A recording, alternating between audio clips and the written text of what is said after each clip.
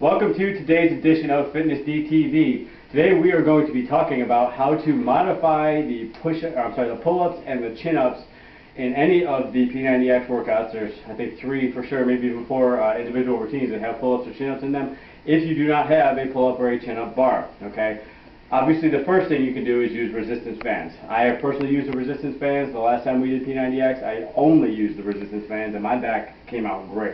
In fact, my back pictures, I think, were the best that I got out of the whole deal.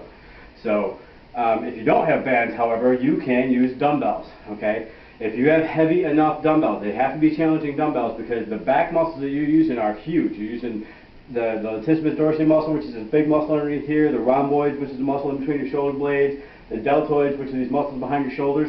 So there's a lot of muscles that are working together. So don't just pick up some little weenie dumbbells and think you're going to get the same thing out of it that you get out of doing pull-ups or chin-ups, because you're not. Okay. However, if you do want to use dumbbells instead of using a pull-up bar or a chin-up bar, here is how you do it. Alright, I'm going to demonstrate chin-ups and pull-ups and then switch grip pull-ups. Okay.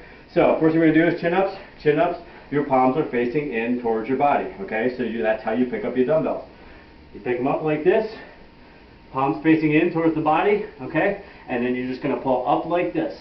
All right, it's the same thing as in the P90X workout where you're coming up like this and the reverse grip rows. It's the same thing. The goal that you're after, though, is that forearm forward movement. Okay, you don't want to be sideways like this or back like this. You want your forearm to be facing that direction the entire time. Keep your head up always in all these movements. Keep your knees bent to protect your lower back. Keep your head up and pull straight back. Alright, now to do pull-ups, all you're going to do is reverse it. Turn your hands around the other way. Now forearms are facing backwards. Same thing though, knees bent, head up, come all the way up like this, and back down. All the way up like this, back down. Whenever you pull the dumbbells up, you want to hold it in that peak contraction for 1 full second. That peak contraction is where the magic happens, okay? Switch grip pull-ups, you're going to do one hand one way and one hand the other way, okay? So, say my right hand is going to be facing that way, left hand is this way. You're going to go up like this. As you go down, you're going to turn your dumbbells, you're going to go up like this. When you go down, you're going to turn them, and you're going to go up like this.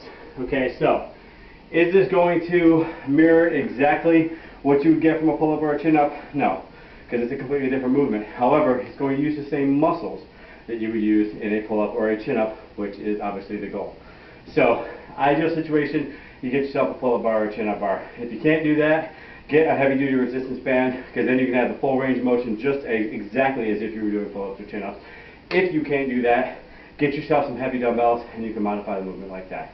Okay. Also, another thing why this whole thing came about is because I actually pulled this muscle right here the other day. We were doing floor flies. When you go out and you do the push-up and your hand's way over here, so this muscle right here is a little tender. When I went to do pull-ups, because I actually have a pull-up bar, I felt it immediately. And I said, if I finish this workout, I am probably going to tear that muscle.